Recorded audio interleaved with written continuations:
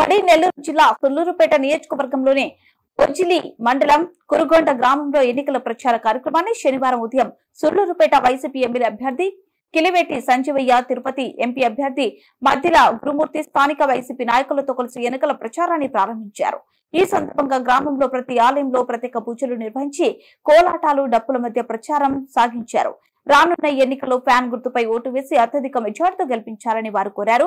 వారి వెంట NDCC chairman Kamireddy Satyanarayana Reddy, Kamireddy Rajareddy, Shri Sankalamma ఆలయ trust board chairman Duvvuru Balachandrareddy, YCP నాయకులు, కార్యకర్తలు, అభిమానులు పాల్గొన్నారు.